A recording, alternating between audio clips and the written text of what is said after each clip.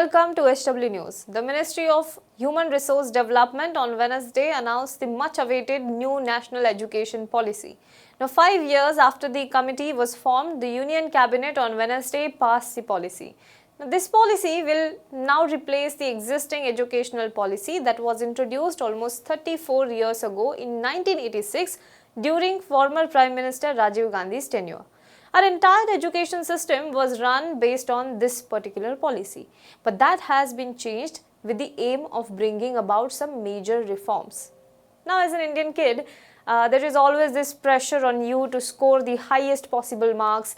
Parents have these huge expectations from the kids that they will excel their studies. It is also more of a status thing to flaunt to your neighbors and relatives. We all have gone through that student life when neighbors used to ask only one question. And I grew up in Marathi neighborhood, so whenever the exams neared, I was asked, "Pedhe kadi milnar," which means when will we get to eat the sweets? Because it was a tradition kind of a set. If you pass the exams with flying colors, you would distribute sweets in your neighborhoods. But then I also remember how some students used to get embarrassed when people used to ask them this question. A lot of students also studied to avoid this embarrassment. By the time I passed 10th, 90% plus marks were considered the excellent display of your understanding. In the recent years, students scoring 98%, even 99% has become very common. When many students have that kind of percentage, then it becomes the cutthroat competition to get into a good college and universities, and that adds more pressure on the students. Now, this new national education policy is aimed at reducing this stress, this embarrassment and the pressure, and claims it wants to achieve a holistic development of students. The policy paper is a long 55-page letter, so I will not explain each and every point, but we will see some of the highlights, and in the description box, I will give you the link of our article which talks about the policy in detail, and also the link of original policy paper where it is available in a PDF format. So before we begin, the policy also proposes to change the name of Human Resource Development Ministry to the Ministry of Education.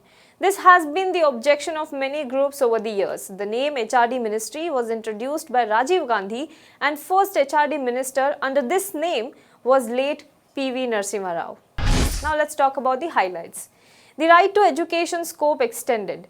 Now, first and foremost, it extends the right to education from 3 years to 18 years. Earlier, it was 5 years to 14 years, but the central government says that several studies have reflected that the age 3 to 5 is very important from learning point of view, and no child should lose out on that. Thus, the right to education has been extended from year 3rd to year 18th of a person's age. Second point is replacing 10 plus 2 formula with 5 plus 3 plus 3 plus 4 formula. Now, NEP 2020 brings significant changes in the 10 plus 2 schooling structure.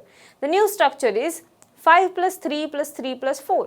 10 plus 2 means up to 10th standard you give your secondary school exams, and then for the 2 years you go for higher secondary exams.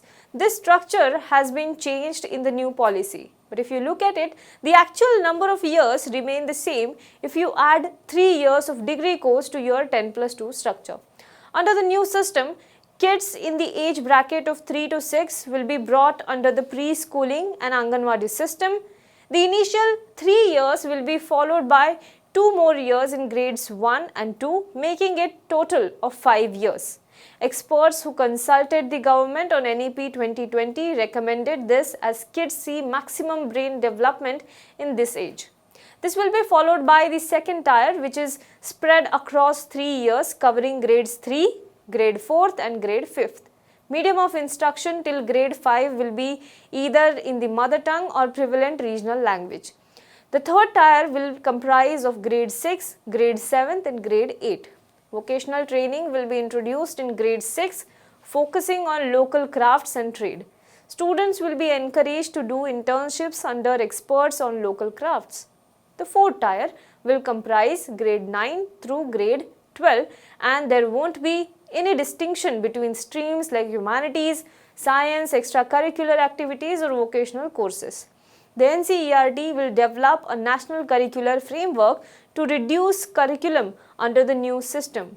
Now, while the curriculum will be reduced, the focus will be more on the concept and core understanding of the subjects. The third and the most important point, what happens to the board exams? Now, exams under the present system happen annually. Under the new policy, instead of exams being held every year, school students will sit only for 3 exams, that is at classes 3, classes 5 and classes 8. But there will be assessment every year, which will have a regular and formative style and which will include analysis, critical thinking and conceptual clarity. It will consist of self-assessment by the student himself or herself, peer assessment and the teacher assessment. So the ghost of the annual exam is no more. But then, does that mean the board exams of 10th and 12th have been completely removed? Well, the answer is no. Board exams will continue to be held for classes 10 and 12, but even these will be redesigned with a holistic development as the aim. Standards for this will be established by a new National Assessment Center which is called as PARAK, that is Performance Assessment, Review and Analysis of Knowledge for Holistic Development. However, the board exams will be a very low-key affair. So, all these hoopla over board examinations, how much marks you get in the board examination will not be there. And all this anxiety about how much do I score in the 10th, how much do I score in the 12th will not be there. Students will also have an option to appear for the board examination twice in an academic year. The first one will be the main exam and the second one is for students who would like to improve on their scores. The board exams will also be redesigned to remove the need to attend coaching classes, which is the biggest advantage under this new educational policy. Let's talk about now common entrance exam. Whenever you go for higher education, you need to attend the common entrance exam first, you need to pass that first. So, if you want to get an admission into higher educational institution, then there will be a common examination under this new policy as well. National Testing Agency will conduct one common entrance exam for admissions to all the universities and colleges for undergraduate degrees. This exam will not be compulsory and will be similar to the standardized aptitude test or SATs of the USA for admission to universities. Now let's talk about the undergraduate and postgraduate programs. The highlight of the undergraduate and PG stream reforms under NEP 2020 is that multiple entry and exit options have been allowed. One can complete an undergraduation in either 3 years or 4 years, depending upon the career path that the person is choosing. But even if you drop out after a year or two, you don't worry about losing out the degree because you will get a certificate after 1 year, advanced diploma after 2 years, bachelor's degree after 3 years and bachelor's with research after 4 years. A credit system has also been introduced. So, if you take a break in your studies and then join again, these credits will be considered. An undergraduate student can use this academic bank of credit from different higher education institutes and transfer them to other institutes at his or her will. The PG stream will be of either 1 or 2 years duration. In the new system, Masters of Philosophy will be discontinued. Now, multidisciplinary education and research universities, or MERUs as it is called, will be set up in or near each district. According to the government, MERUs will be a part with IITs and IIMs. Let's talk about the next point, that is non-compartmentalization. This is the biggest issue with the current Indian education system that many have pointed out.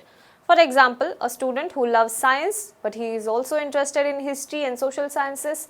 After 10th, there was no scope for a student to choose both at the same time. He or she either has to choose science or arts or commerce with set number of subjects.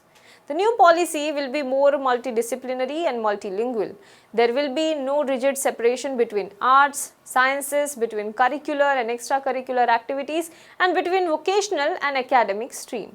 Well, to that end, the policy also proposes that IITs and IIMs should move towards holistic education by 2040 with greater inclusion of arts and humanities subjects for students who are studying science subjects and vice versa. There will be a major minor system where student can choose which subject he or she wants as a major and which subject he or she wants to pursue as minor. Let's talk about next point, that is vocational trainings and internship from class 6. Another criticism of Indian education system is that it focuses more on theory and less on practical knowledge. So that has been addressed in this new policy. Vocational training and internship will begin for students from class 6 itself. They will also be taught coding from class 6. Now, coding has become the most essential part of modern digital life. That will be introduced to kids at class 6, where they can learn to create games and applications for multiple platforms such as Android, Windows and iOS. There will be bagless days when one can go for vocational studies for 10 days. Most important point, and the last point but not the least, education in mother tongue. Now, education in mother tongue, the policy proposes that up to class 5, the medium of instruction for children should be the child's mother tongue or local or regional language. This can be extended preferably till class 8. Under the National Education Policy 2020, Sanskrit will be offered at all levels and foreign languages from the secondary school level. However, the policy also says that no language will be imposed on any student. Now, this was done after much uproar around it last year in the month of June, when southern states had kind of opposed when the government was considering to have Hindi as a mandatory second language. So, currently there is a 3-language formula. One is our mother tongue, other language is Hindi and the third language is English. This way you don't lose out on the competitive advantage of learning a global language. Now, this is where many have raised a question whether it was practical or not. We will also try and do a separate video on this specific point, on this medium of instruction being mother tongue. But what do you think about the new National Education Policy 2020? Do let us know. And if there are any topics that you want us to talk about related to National Education Policy 2020, do let us know in the comment box below. For more news and updates, you can log on to www.hwnews.in. Now be the first to know about the latest updates on our new news app. Go on your Android or iOS, search for HW News Network. Download our app, choose the language you prefer to get updates in, and be up to date with the latest news. If you like this video, please share it, and we would love to hear your comments in the comments section down here. Also, please do like our Facebook page and follow us on Twitter to get minute-to-minute news updates. For more such shows and videos, well, subscribe to our YouTube channel.